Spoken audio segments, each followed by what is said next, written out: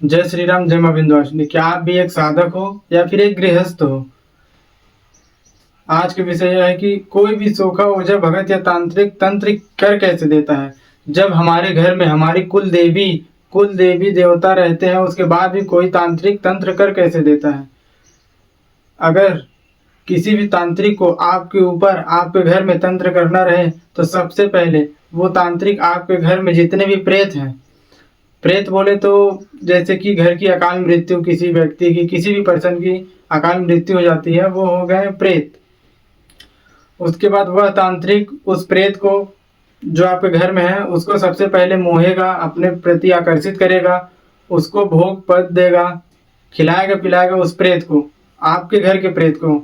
उसके बाद आपके घर के प्रेत में अपना बाहरी प्रेत लगाकर एक कर देगा।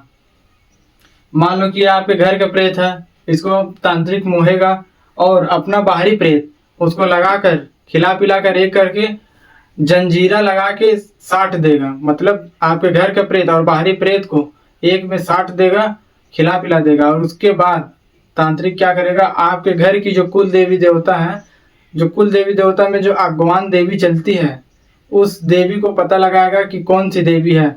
अगर मान लो आपकी अगवान में फूलमती है या काली है, मान लो काली है, आपके घर की अगवान में काली चल रही है कुल देवी में, तो तांत्रिक अपना एक बाहरी काली लगाएगा।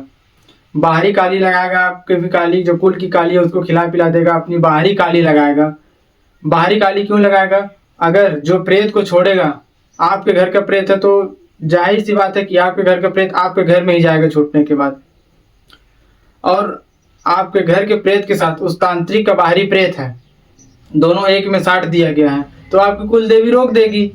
लेकिन अगर तांत्रिक आपकी कुल देवी को कुछ देर के लिए अपनी बाहरी काली लगा के रखा है, तो आपके कुल की काली को उस तांत्रिक की बाहरी काली कुछ देर के लिए भटका के रखेगी, और आपका जो घर का प्रेत हो वो अंदर चले जाएगा, बाहरी प्रेत को भी लेके, क्योंकि एक में साट दिया गया है। अब उसके बाद घर की कुल देवी क्यों नहीं रोकेगी उस प्रेत को जाने से।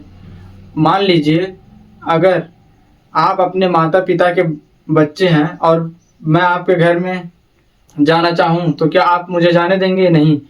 अगर आपके बच्चों के साथ मेरी दोस्ती है और मैं उनके साथ जाना चाहूँ तो माता पिता नहीं रोकेंगे। वैसे ही कुल देवी देवता है, अगर कोई भी व्यक्ति है, अगर वो जीवित है तो भी कुल देवी देवता उसके माता पिता रहते हैं, मरने के बाद भी उसके माता पिता रहते हैं, अर्थात वह प्रेत मरने के बाद भी अपने कुल देवी देवता का बालक है। तो जब बालक अपने घर में किसी भी मित्र को लेकर जाएगा तो कुल देवी नहीं रोकती है। घर में प्रेत रहने के कारण ही कोई भी सोखा ओझा भगत या तांत्रिक आसानी से तंत्र कर देता है। अगर तंत्र से बचना है तो आपके घर में जितने भी प्रेत अर्थात जितने भी घर की मिट्टी है सबको बैठवा दें, सबको मुक्त करा दें। उसके बाद तांत्रिक तंत्र कर ही नहीं सकता है, बहुत मुश्किल हो जाता है तंत्र करना अगर घर में कोई भी प्रेत ना रहे। अगर आपके घर में कोई भी सोखा ओझा भगत या तांत्रिक आसानी से तंत्र कर दे रहा तो ये समझ लीजिए कि आपके घर में अकाल मृत्यु 100 में 100% है, आपके खानदान में अकाल मृत्यु है, तभी कोई भी सोखा ओझा भगत या तांत्रिक आपके घर में आसानी से तंत्र कर दे रहा है। जय श्री राम, जय मां विंध्यवासिनी।